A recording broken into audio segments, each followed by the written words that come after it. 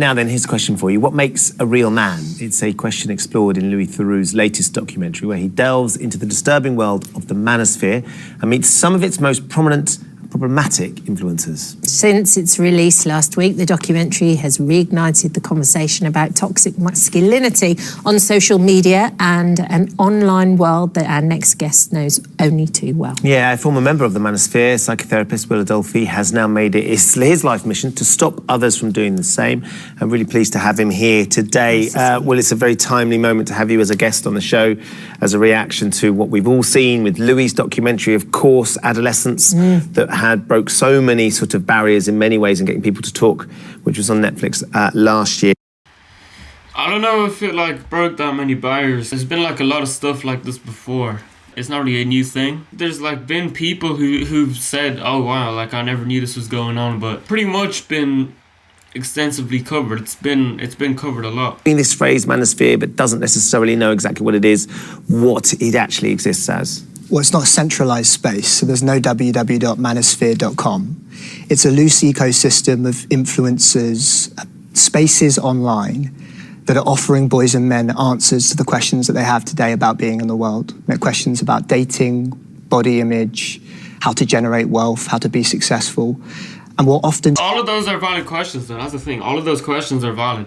And they don't get answered because of a poor paternal figure and because they're in school learning about useless things in there, right? And then regardless of what aside or whatever way they go, people take some sort of side on these kind of issues and people are surprised. All these varying perspectives and different ideologies together is a sense of kind of maybe anti-wokeness, anti-feminist, and misogyny at times as well. It can kind of feel like it gets seeped in, this what can feel like very useful life advice. And you yourself were kind of drawn into it. I mean, when you watched the documentary, you realised just how powerful some of these influencers are. How did you get drawn in? What was it? I think back to that time in my life, there was a lot going on. I remember I was having panic attacks most days, so a lot of anxiety. I was feeling like I wasn't matching up to this idea of what a successful man is. I was living in a flat, trying to make some money with a few friends and having these experiences of panic. And this is another thing that people say about the Manosphere. They have the wrong perception of what they're supposed to do to be a man. Whatever, but it's if it's not in the norm of society to discuss that, then whatever extreme on any question which isn't answered, don't be surprised if that question itself is not discussed. Anxiety and depression, and so my mental health was in a very fragile state. And I was also experiencing a lot of confusion around what it meant to be a man. There was this kind of pressure to not be toxic that I was feeling, and this pressure still to kind of be a quote-unquote real man, a successful man. And it didn't feel like there were many spaces to validate that confusion that I was feeling. It was the opposite, actually. There was messaging around being privileged, I had it easy, and that didn't sit well with me at the time because, I didn't really want to be here. And so it was very hard to let that in, the fact that I was privileged when I was kind of feeling that way. Well, who said you have to let it in? I feel like that's a wrong conclusion to come to, because whatever things you want to say about him at that time, in my opinion, privilege is kind of a wrong one. Whatever message of the escape of this mindset you're trying to say, accepting the conclusion by people who are in just another side. The people saying you're privileged are not objective truth seekers. They're not a generality. They're from the other side of the extreme. They're misandrous, whatever. And I feel like that's in general a problem with this discussion about the Manosphere. A lot of people who take it from Manosphere to feminist, they're just playing on two sides. And so when I went online for answers, I had a voice that was essentially saying, there is nothing less valued than young men. That was deeply alluring. And I felt very seen, and it was very relieving. I felt on a nervous system level, it actually relieved me and became a way of regulating the anxiety. How bad did it get just in terms of your reliance on that world and equally how that distanced you from reality? Regardless of the beliefs, it obviously feels good, especially in society now, to be able to just discuss ideas with someone openly. That's at the end of the day what's happening. Even though they agree, the main thing is just that they're able to actually discuss things without any hostility, again, which you can't do. Probably a misconception about the Manosphere, that people go into it to become a bad guy, right? To become on the evil side. But it's really not. And you really got to understand that for pretty much every sort of side, every sort of belief system. The people going into it don't go into it to be a bad person. You got to understand that for every side. Family and what was going on around you? Well, it's hard to make sense out of because initially it all felt very positive. I was receiving life advice to take more responsibility, to get disciplined, to build a business, to focus on my fitness regime, to get a girlfriend. And it all felt very positive. It got me out of the ditch I was in. And that's something I think I want parents to understand, is that it doesn't feel harmful initially. I started to realize it was harmful over time because I was isolating myself. And it gave me a target to blame all my suffering at the world at. You know, I was pointing the finger outward. And again, that was very addictive as well. And so that kept me stuck, and it meant that I couldn't connect with my girlfriend at the time. You know, her experience as a woman felt threatening to my experience as a man.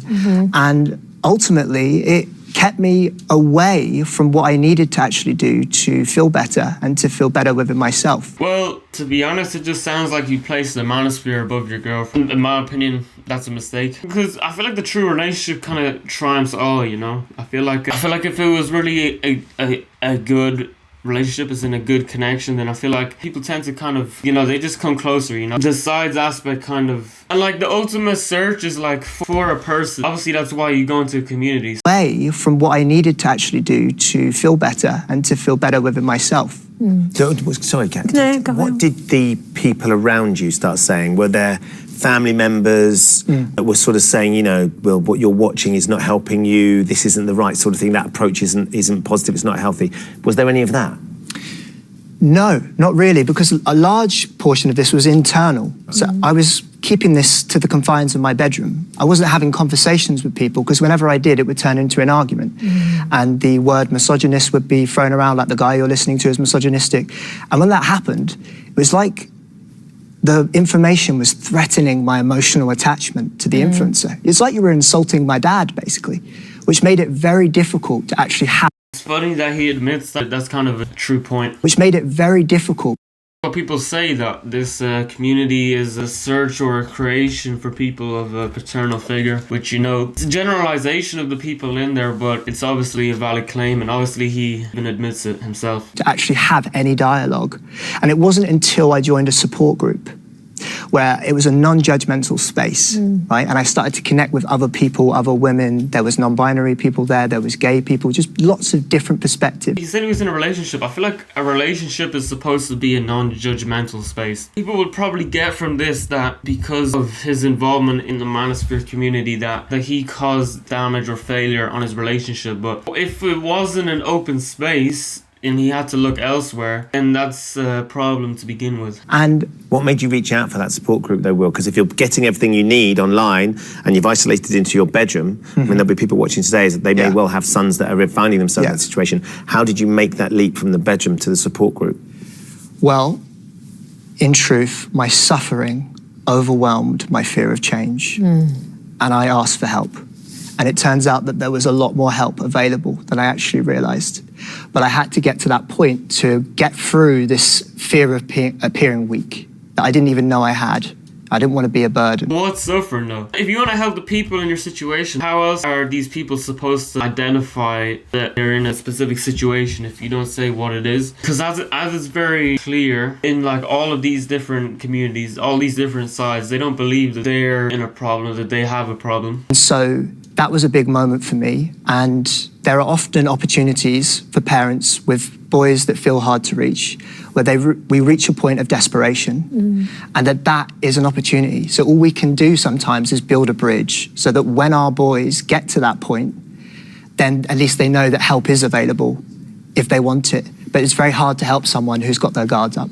It's interesting you saying about building a bridge, because obviously with shows like Adolescence and with this documentary, it draws attention to it and it opens up those conversations. But there is a bit of a danger of it fueling the fire a little bit as well, and giving time and energy to these people that are so controlling.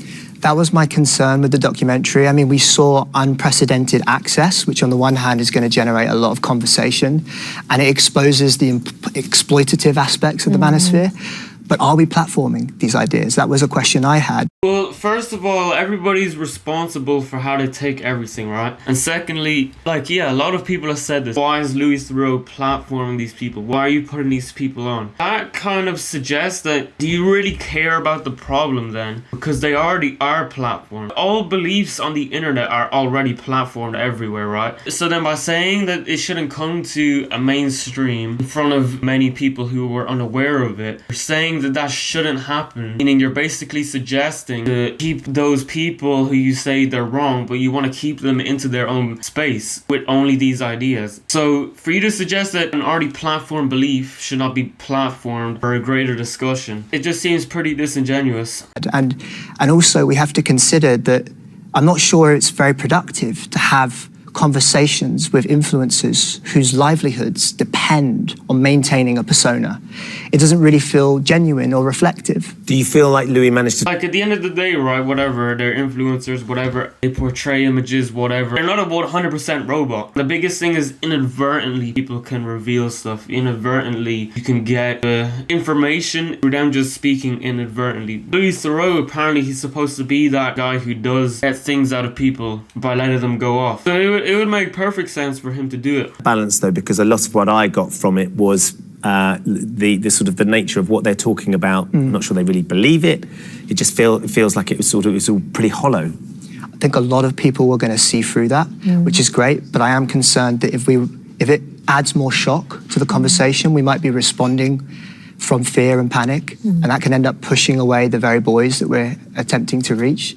So that is a concern of mine, but ultimately I do think it's generated a lot of conversation, which I hope will be a good thing. Psychotherapist Will Adelphi is here to take some calls. Really great to have you here today with us, Will. Let's get straight to the phone line. This one is from Jean. She says, it seems like social media algorithms push this kind of content to kids.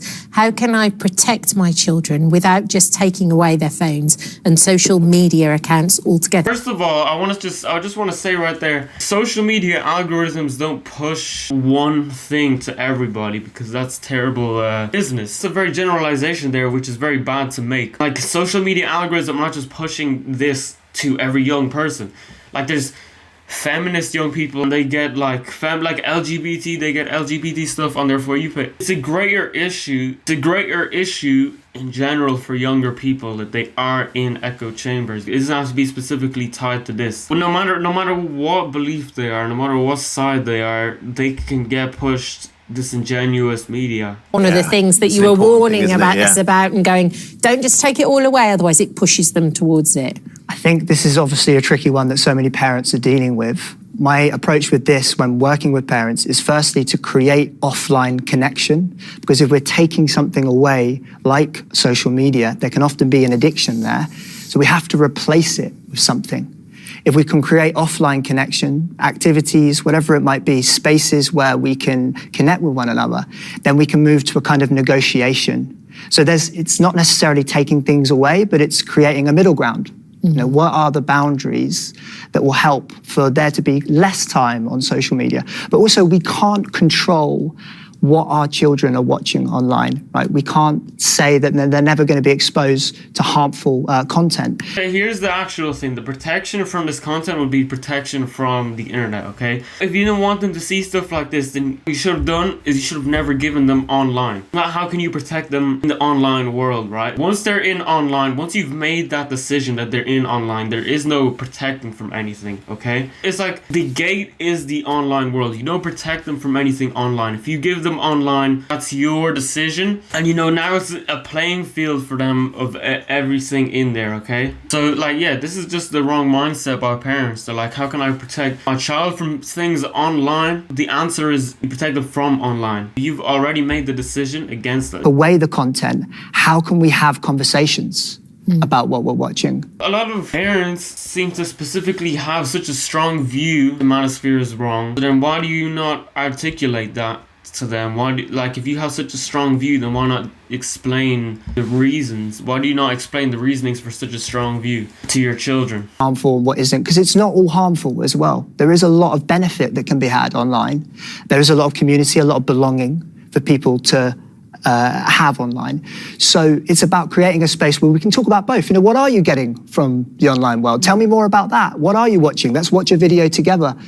And I find that when there's that sort of collaborative approach over screen time, then we can actually jump to boundaries and the amount of time we're spending in a conversation. We feel like we can have that conversation a bit more readily. Yeah, so overall, I think Manosphere, people should not treat it as a side war. Always treat everything objectively, of course. And the parents worried about their children seeing this online. You gave them online. You can't protect them from anything inside the online world. In general, to protect them from something which they can find. If they find it, I mean, what's to say that they wouldn't agree with it? Give them the reasoning, which a lot of parents are like, this is terrible. So if it's so terrible, don't just use it as an excuse for anger. How about you explain it? How about you actually articulate